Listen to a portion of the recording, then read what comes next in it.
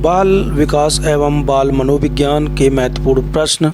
ये प्रश्न सीटेट जुलाई 2024 में होने वाली परीक्षा के लिए बहुत ही महत्वपूर्ण रहेंगे, तो प्लीज़ वीडियो को पूरा देखें। चैनल को सब्सक्राइब ना किया तो चैनल को सब्सक्राइब ज़रूर कर लें। यहाँ से प्रश्न फंसने की संभावना रहती है और ये बहुत ही महत्वपूर्ण प्रश्न है, आए हुए परीक्षा में प्रश्न है, तो आप लोग वीडियो को पूरा देखें। छोटा सा वीडियो है, इम्पोर्टेंट प्रश्न है।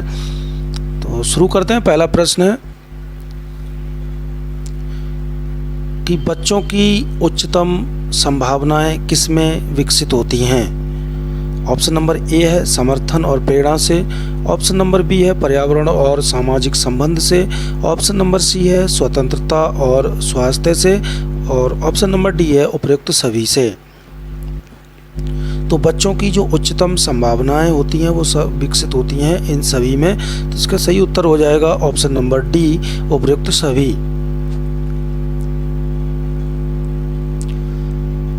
प्रश्न नंबर 2, शिक्षा शास्त्र के अनुसार बच्चों के लिए सर्वाधिक प्रभावशाली शिक्षण मॉडल क्या होता है। ऑप्शन नंबर ए है शांति और अध्ययन, ऑप्शन नंबर बी है बहुभाषिकता और बहुसांविधानिकता, या ऑप्शन नंबर सी प्राधिकृतकरण और ब्रिजिंग, या ऑप्शन नंबर डी व्यक्तिगतीकरण और समृद्धि। तो इसका सही उत्तर हो जाएगा ऑप्शन नंबर बी, बहुभाषिकता और बहुसांविधानिकता।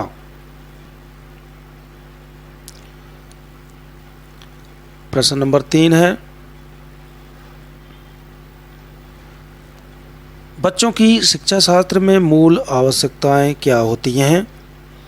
आत्मरक्षा, खेलना और अध्ययन, ऑप्शन नंबर सी सुरक्षित और सुरक्षित माहौल, ऑप्शन नंबर डी उपयुक्त सभी। तो बच्चों की शिक्षा शास्त्र में मूल आवश्यकताएं होती हैं खेलना और अध्ययन, option number B is right answer. प्रश्न नंबर 4, कौन सा सिद्धांतकार नैतिक विकास के चरणों के विचार से जुड़ा है, जिसमें पूर्व पारंपरिक और उत्तर पारंपरिक नैतिकता के चरण शामिल हैं। एरिक्सन, या फिर कोलबर्ग, या लेव वाइगोत्स्की, या फिर जीन पियाजे। तो इसका जो सही उत्तर है वो है option number B Kohlberg. Kohlberg जो है वो नैतिक विकास के चरणों के विचार से जुड़े हैं और जिसमें पूर्व पारंपरिक और उत्तर पारंपरिक नैतिकता के चरण भी शामिल हैं। तो इसका सही उत्तर हो जाएगा option number B Lawrence Kohlberg. प्रश्न नंबर 5 है लॉरेंस कोलबर्ग के अनुसार नैतिक विकास के किस स्तर पर व्यक्ति सजा से बचने और पुरस्कार प्राप्त करने के लिए नियमों का पालन करते हैं। पूर्व परंपरागत, या फिर पारंपरिक, या फिर उत्तर परंपरागत, या फिर ऑप्शन नंबर डी अपरंपरागत। तो इसका जो सही उत्तर हो जाएगा वो हो जाएगा ऑप्शन नंबर ए पूर्व परंपरागत। प्रश्न नंबर 6, पियाजे का संज्ञानात्मक विकास का सिद्धांत निम्न में से किस अवधारणा की विशेषता है। नैतिक विकास के चरण, ऑप्शन नंबर बी भाषा विकास के चरण, ऑप्शन नंबर सी सामाजिक विकास के चरण, ऑप्शन नंबर डी बौद्धिक विकास के चरण। तो पियाजे के जो संज्ञानात्मक विकास का सिद्धांत है वो जो है बौद्धिक विकास के चरण पर आधारित है। Option number D is right answer. प्रश्न नंबर 7 है वाइगोत्स्की का समाज शास्त्रीय सिद्धांत बाल विकास में किस कारक की भूमिका पर जोर देता है। ऑप्शन नंबर ए आनुवांशिक प्रवृत्तियों पर, ऑप्शन नंबर बी पर्यावरणीय प्रभाव पर, या ऑप्शन नंबर सी आंतरिक प्रेरणा, या ऑप्शन नंबर डी हार्मोनल परिवर्तन।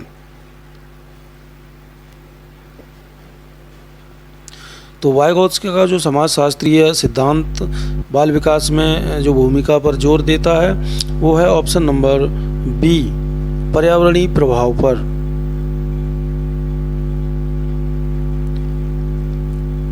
प्रश्न नंबर 8,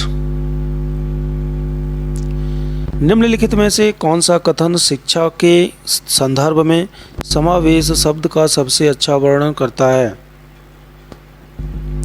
ऑप्शन नंबर ए, विशेष आवश्यकता वाले छात्रों को मुख्य धारा की कक्षाओं से बाहर करना, या ऑप्शन नंबर बी, सभी छात्रों को उनकी क्षमताओं की परवाह किए बिना शिक्षा तक समान पहुंच प्रदान करना, या फिर ऑप्शन नंबर सी, छात्रों को उनके शैक्षणिक प्रदर्शन के आधार पर अलग करना, या ऑप्शन नंबर डी, कक्षा में केवल प्रतिभाशाली छात्रों की ज़रूरतों पर ध्यान केंद्रित करना। तो इसमें कह रहा है कि समावेश शब्द का अच्छा वर्णन कौन सा ऑप्शन करता है, तो इसका जो सही उत्तर हो जाता है वो है ऑप्शन नंबर बी, कि सभी छात्रों को उनकी क्षमताओं की परवाह किए बिना शिक्षा समान रूप से प्रदान करना सभी छात्रों। प्रश्न नंबर 9, V.F. स्किनर के व्यवहारवाद के सिद्धांत के अनुसार निम्नलिखित में से कौन सी अवधारणा सीखने के लिए केंद्रीय है? तो स्किनर के जो व्यवहारवाद के सिद्धांत के अनुसार जो अवधारणा सीखने के लिए केंद्रीय है वो है ऑप्शन नंबर ए, सुदृढ़ीकरण।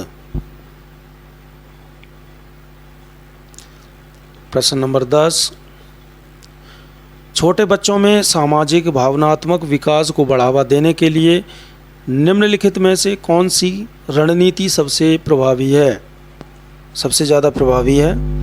तो ऑप्शन नंबर ए, प्रत्येक कार्य के लिए अत्यधिक प्रशंसा करना, ऑप्शन नंबर बी, स्वतंत्रता और समस्या समाधान कौशल को प्रोत्साहित करना, ऑप्शन नंबर सी, संघर्षों को कम करने के लिए सामाजिक मेलजोल को हतोत्साहित करना, या फिर ऑप्शन नंबर डी, लचीलेपन के बिना सख्त नियम लागू करना। तो सामाजिक भावनात्मक विकास को बढ़ावा देने के लिए जो रणनीति सबसे ज़्यादा प्रभावी है वो है ऑप्शन नंबर बी, स्वतंत्रता और समस्या समाधान कौशल को प्रोत्साहित करना। तो ये थे महत्वपूर्ण 10 प्रश्न अच्छे लगे तो प्लीज़ वीडियो को लाइक करें, शेयर करें, चैनल को सब्सक्राइब जरूर करें। धन्यवाद।